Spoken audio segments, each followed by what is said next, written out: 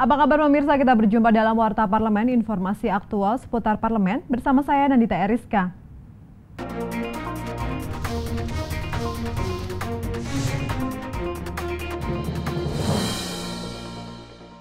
Terkait dengan adanya perbedaan data jumlah guru antara pemerintah pusat dan pemerintah daerah, Komisi 10 DPR RI meminta Kementerian Pendidikan dan Kebudayaan untuk terus memperbaharui data guru hingga ke seluruh daerah di Indonesia, agar kebijakan yang dikeluarkan pemerintah dan DPR tentang guru tepat sasaran.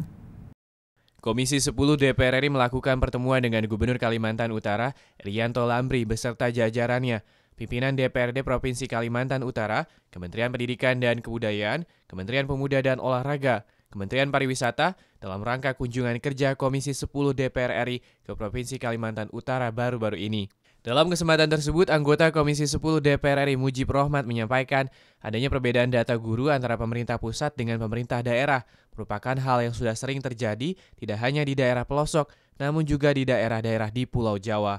Mujib Rohmat memaparkan perbedaan jumlah data tersebut disebabkan guru-guru yang pensiun, pindah tempat mengajar, ataupun meninggal dunia tidak termonitor dengan baik oleh pihak Kementerian Pendidikan.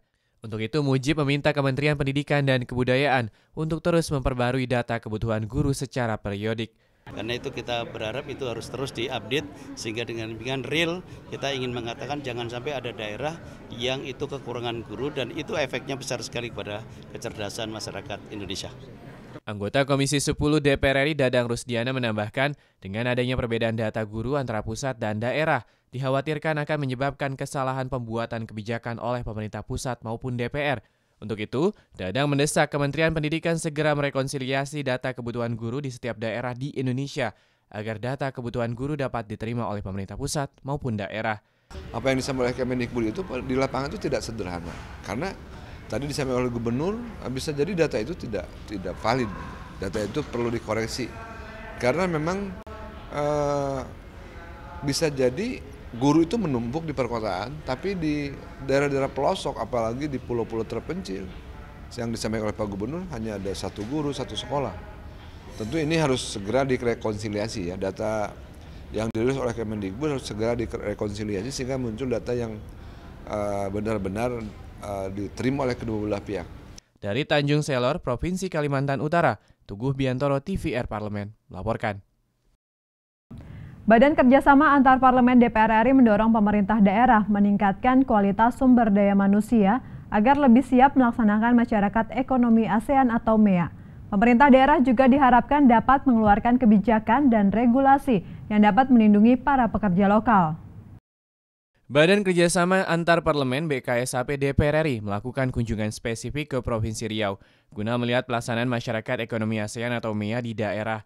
Dalam lawatan kali ini, BKSAP melalui Panja MEA bertemu dengan pemerintah daerah setempat untuk mengetahui kesiapan Provinsi Riau dalam pelaksanaan MEA, terlebih dalam pelindungan tenaga kerja lokal. Ditemui seusai rapat Panja MEA, Ketua BKSAP DPR RI Nur Hayati Ali Assegaf meminta agar Provinsi Riau mencontoh Bali, karena Bali telah mengeluarkan Kartu Pelindungan Tenaga Kerja Masyarakat setempat ataupun luar daerah, sehingga tenaga kerja merasa aman dalam bekerja. Perda-perda ini yang harusnya bisa melindungi masyarakatnya sendiri. Dengan adanya MEA ini kan sekarang kita kebanjiran tenaga kerja ya, khususnya dari negara-negara ASEAN.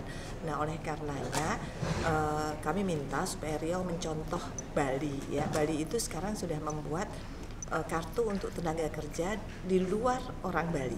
Artinya kalau orang Jawa Timur, Jawa Tengah dan masuk ke Bali itu menjadi tenaga kerja itu diberikan identitas sendiri.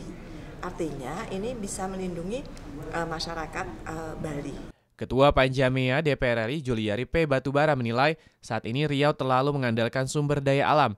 Di saat komoditi yang berasal dari sumber alam harganya anjlok, hal itu berpengaruh terhadap anggaran daerah. Juliari menyarankan agar pemerintah daerah membuat roadmap peningkatan kapasitas SDM Provinsi Riau, sehingga Riau lebih siap melaksanakan MEA. Sekarang pun kita tahu bahwa harga komoditi dunia sedang anjlok, sehingga pasti berpengaruh langsung kepada anggaran pemerintah daerah. Oleh karena itu ke depan ini kan harus dirubah, artinya tidak harus atau tidak terlalu bergantung lagi kepada sumber daya alam daerah tersebut. Tapi bagaimana pemerintah Provinsi Riau beserta pemerintah daerah tingkat 2 benar-benar mempersiapkan suatu roadmap program-program kerja untuk peningkatan kapasitas peningkatan kualitas daripada sumber daya manusia Riau. Dari Provinsi Riau, Dodi Muharam, TVR Parlemen, laporkan. Komisi 7 DPR RI pesimis pembangunan pembangkit listrik tenaga uap atau PLTU Pulau Baai di Provinsi Bengkulu dapat direalisasikan karena hingga 8 bulan setelah penandatanganan Power Purchase Agreement masih banyaknya persoalan dalam pembangunan PLTU yang tak kunjung terselesaikan. Dalam rangkaian kunjungan kerja ke Provinsi Bengkulu baru-baru ini, Komisi 7 DPR RI melakukan peninjauan ke lokasi rencana pembangunan pembangkit listrik tenaga uap PLTU IPP 200 MW di Kompleks Pelabuhan Pulau Baai, Bengkulu. Wakil Ketua Komisi 7 DPR RI Mulyadi menyampaikan peringatan kepada PLN karena hingga 8 bulan sejak ditandatanganinya Power Purchase Agreement atau PPA, belum ada pembangunan konstruksi secara fisik di lokasi rencana pembangunan PLTU tersebut.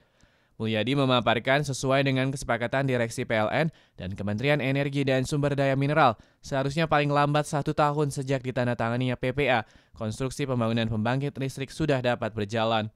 Sesuai dengan kesepakatan dengan Direksi PLN dan Kementerian SDM, paling lambat 1 tahun setelah PPA itu harus sudah konstruksi. Nah, itu yang menjadi perhatian kami. Kami khawatir dengan kondisi yang ada saat ini, tinggal 4 bulan lagi kami nggak yakin itu bisa konstruksinya dilaksanakan. Apalagi perusahaannya juga masih mengurus permasalahan finansial ya. Anggota Komisi 7 DPR RI Satya Widya Yuda meminta tim akselerasi pembangunan 35.000 MW yang dicanangkan oleh pemerintah untuk mengawasi dengan ketat pembangunan PLTU 200 MW di Pulau Baai, Bengkulu karena belum adanya progres pembangunan hingga saat ini.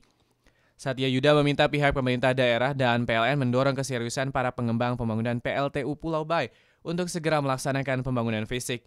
Kita menyaksikan tadi di Pulau Baai ada masuk di dalam 3.500 MW power plant, di mana di situ akan dibangun 2 kali 100 MW di Pulau Baai yang sedikit terlambat karena kami belum melihat adanya pembangunan fisik, sementara Power Purchase Agreement-nya sudah ditandatangani. Satya Yuda meminta keseriusan pemerintah pusat untuk melaksanakan program pembangunan pembangkit listrik 35.000 MW tidak hanya di Provinsi Bengkulu, tapi juga di daerah-daerah lainnya. Dari Provinsi Bengkulu, Esti Kartika, TVR Parlemen, melaporkan. Demikian Warta Parlemen kali ini, sampai jumpa pada Warta Parlemen berikutnya. Terima kasih atas perhatian Anda, saya Nandita Eriska, wassalam.